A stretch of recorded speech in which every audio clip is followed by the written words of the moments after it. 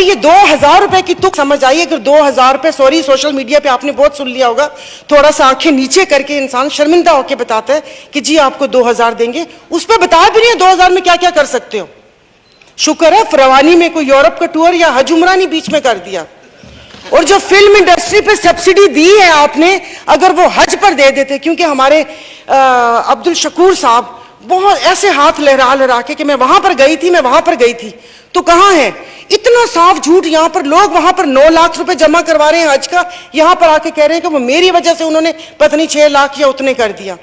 फर्क तो कुछ भी नहीं आया, ये इल्जाम दर इल्जाम। लेकिन एक बात की मुझे खुशी है कि अगली दफा जो 2023 में इलेक्शन होंगे, कोई भी हुकूमत आए, मे भी इनमें से कोई आ जाए, या इल्जाम नहीं लगा सकेंगे एक दूसरे पे कि पिछली हुकूमत, क्योंकि पिछली हुकूमत में तो ये सारे थे घप्पा घोटाला। आप कभी कराची आइएगा तो मैं आपको घप्पा घोटाला खिलाऊंगी, फिर आपको समझ आएगा कि वो घप्पा घोटाला है क्या। ये मतलब ये जो बजट है, अगर आप इसको गौर से देखें तो ये दरवाजे से दिया और खिड़की से वापस लिया, कान इधर से पकड़ा या उधर से पकड़ा, कुछ इस किस्म के फिगर्स में आपने आवाम को उलझाया हुआ है, बात कोई नहीं चल रही। IMF मुझे समझ नहीं आती, वो हमेशा गरीबों की चीजों पे कट क्यों लगाती है?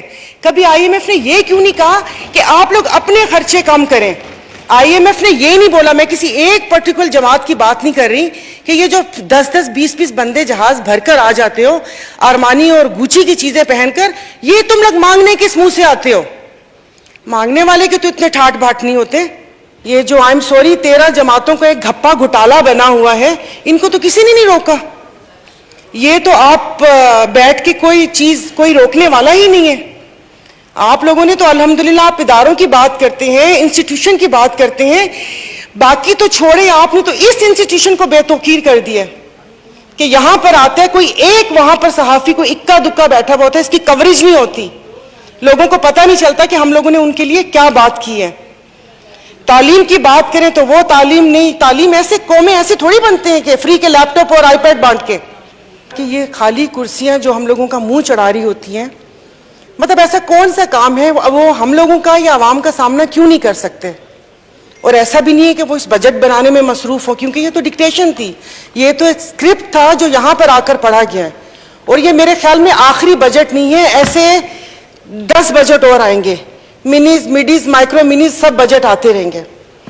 तो जनाब स्पीकर, इसमें बहुत सारी ऐसी बातें हैं जो सिर्फ मफरूजों पर कायम है, जो इस बजट के अंदर है, उसका हकीकत से कोई ताल्लुक नहीं है, ना उसका कोई फ्रेमवर्क दिया हुआ है, ना उसकी कोई डिटेल बताई गई है। जैसे अब तो यही कहूंगी कि ये कह रहे हैं कि मुल्क चलाएंगे। इन 70 सालों में हमसे कोई इदारा तो चला नहीं है, मुल्क कैसे चलाएंगे? अपने आप इदारे देख लें, भले वो रेलवे हो, PIA हो, स्टील मिल हो, डिस्कोज हो, कोई भी इदारा उठा के देख लें कि कोई वो एक इदारा जिसको हम अपना वो समझे कि ये एक संगे मील है, ये हम लोगों ने बहुत अच्छे तरीके से चलाया। हर इदारे का तो बुरा हाल किया कि वो पाकिस्तान के लिए यही है कि जिसको भी मिला उसने अपने हिस्से का नोच लिया। खाना तो फिर भी थोड़ा तमीज का लफ्ज है, नोचा गया है ये मेरा पाकिस्तान। और पिछली गवर्नमेंट के ऊपर जितनी भी तनकीद हुई है वही सारे काम इन्होंने किए। तो जनाब स्पीकर, मेरे ख्याल में अभी जो कल एक वजीर साहब का भी बयान आया था, चाय की प्याली एक कर दें, तो मतलब अपने खर्चे क्यों नहीं कम हो सकते? अपना प्रोटोकॉल क्यों नहीं कम हो सकता?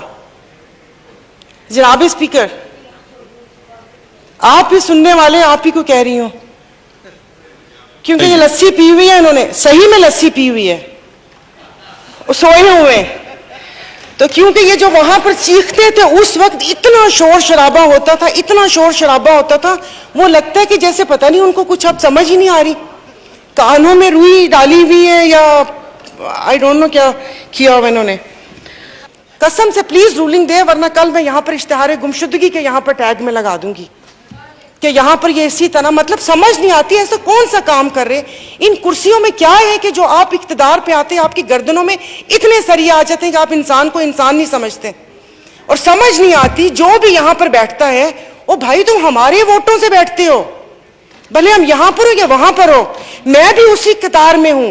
कल को ये मुझे वोट दे, मैं PM बन सकती हूँ, सब उस वोट पे बन सकते हैं। बन के फिर बात करते हैं जमहूरियत की, जमहूरियत का रोना रोते हैं। कौन सी जमहूरियत? इन पार्टी से पूछ ले, कभी इनसे पूछा है कि इस बंदे को वजीर बनाएं कि ना बनाएं? जो ज्यादा करीब और शाह के से ज्यादा जो शाह का वफादार होगा वही अगली चेयर्स पे होता है।